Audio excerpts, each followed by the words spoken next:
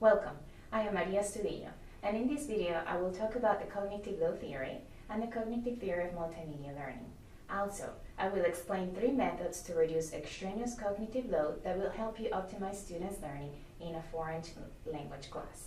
Finally, I will show you a segment that demonstrates refutation in my subject area. The cognitive load theory talks about how we process and learn information and takes into account the human cognitive architecture, which can be described as the necessary memory structures needed for input, process, storing, and retrieval of information. The cognitive architecture comprises working memory, long-term memory, and schema. It explains that working memory is very limited in capacity and duration. It can handle 5 or 9 pieces of information and retain it for about 20 seconds. On the other hand, long-term memory does not have the same limitations as working memory. It is unlimited and information can stay there for a long time. For example, you might still remember the names of your friends in first grade, or maybe the name of your first pet. All the information in long-term memory is organized into structures called schema. Think of schema as a concept map, like this one, where pieces of information are connected. According to the cognitive load theory, during the process of cognition, information comes in through our sensory memory. It is processed by our working memory. The information is combined with existing schema in long-term memory, or new schema are created if necessary, so that the information can be stored in long-term memory. Based on this, it is important that we align instruction with the human cognitive architecture. This theory explains 3 types of mental load. Intrinsic cognitive load has to do with the complexity of the learning material, and it depends on the learner's amount of prior knowledge. So a novice learner will experience a high intrinsic cognitive load, but an expert may process the same information faster, so they will have a low intrinsic cognitive load. Extraneous cognitive load is due to the way the material is presented and has nothing to do with the difficulty of the material. A high extraneous cognitive load occurs when the material is presented in a poor manner.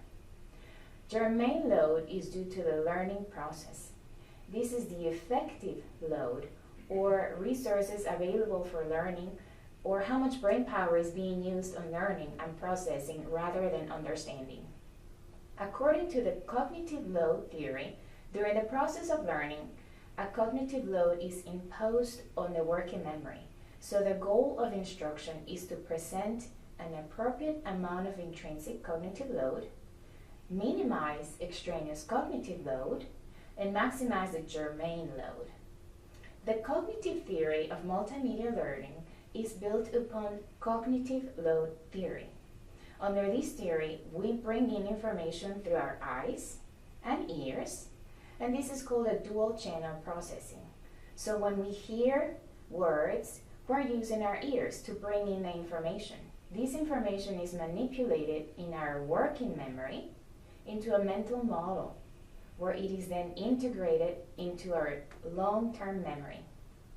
Pictures coming through our eyes, we select the images and create a mental model that is then integrated with prior knowledge.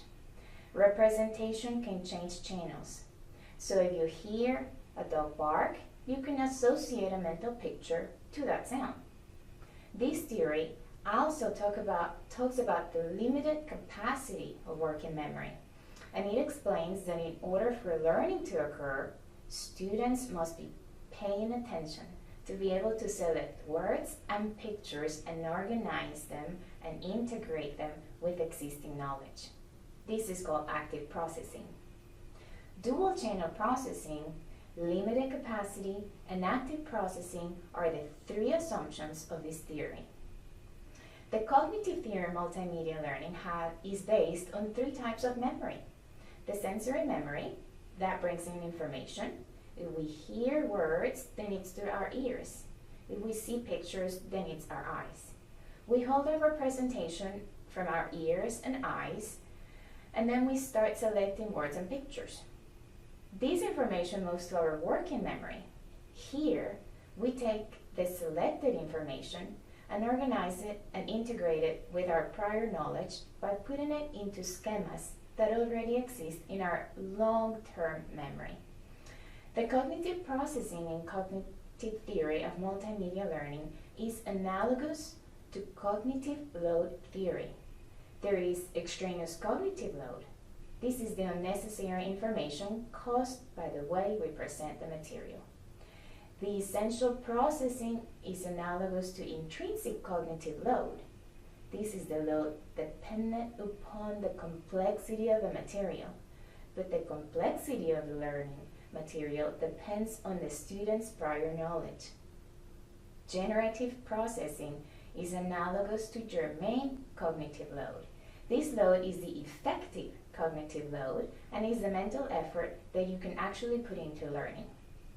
The goal of effective instruction according to the cognitive theory of multimedia learning is to reduce extraneous cognitive load, manage intrinsic cognitive load appropriately, and facilitate generative processing techniques. Extraneous cognitive load stresses the capacity of learners' working memory. Since this type of cognitive load is caused by poor instructional design, it can be reduced with multimedia instructional methods. Spatial contiguity, temporal contiguity, and coherence principle are three design principles that can help you reduce extraneous cognitive load. Let's start with the spatial contiguity principle. Imagine that you have included this picture in your presentation to teach the parts of a house to your students. By having the words and pictures away from each other, the students have to split their attention between the words and the pictures, and that is putting unnecessary strain on the working memory.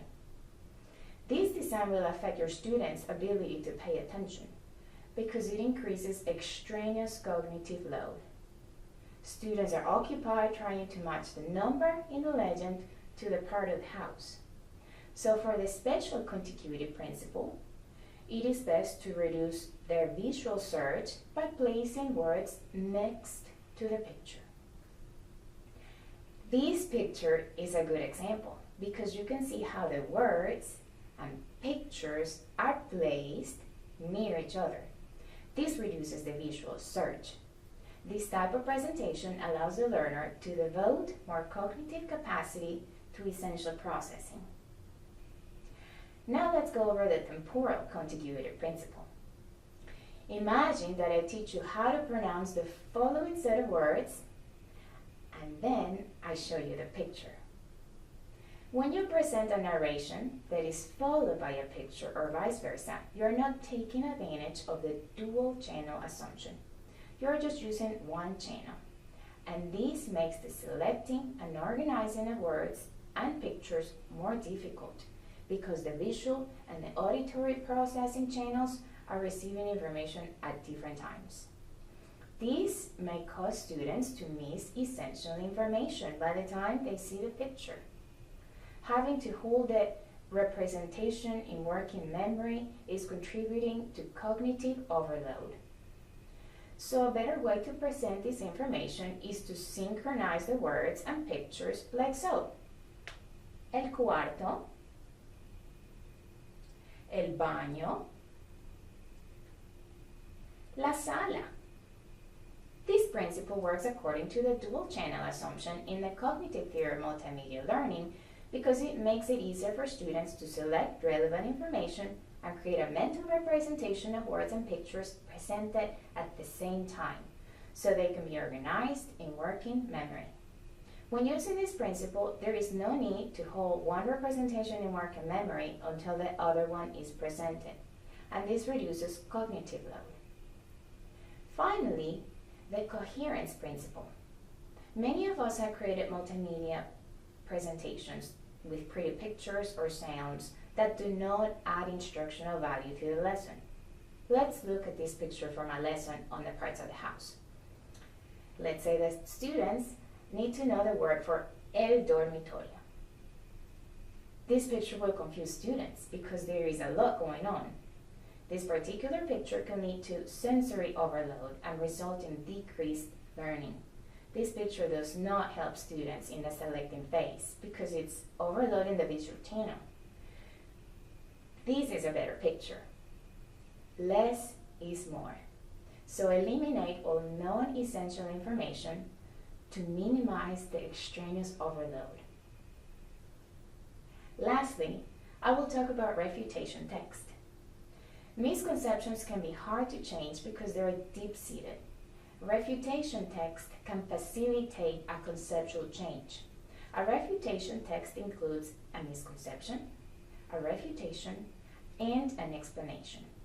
Learning from refutation text has been found to be effective for a conceptual change because it facilitates generative processing according to the theory of multimedia learning. Let me give you an example of refutation in the Spanish class. And please try to identify the three parts of the refutation text as you listen. Many people believe that Cinco de Mayo is Mexico's independence. That is not true. In fact, Cinco de Mayo has nothing to do with independence. It is not even a national holiday in Mexico. It is only celebrated in the town of Puebla, where it commemorates the underdog victory of the Mexican army over the French in 1862. This date has more relevance as a commercial holiday in the United States. You can see how I started my example with a misconception, then I use a refutation by saying this is not true, and ended with an explanation to clarify the misconception. If you are an instructional designer, use the cognitive load theory and the theory of multimedia learning as guidelines to assist you in the presentation of your materials. To reduce extraneous cognitive load, try implementing the three principles I discussed. And use refutation text often in your class. Don't forget to contact me if you have any questions or comments, and thank you for watching.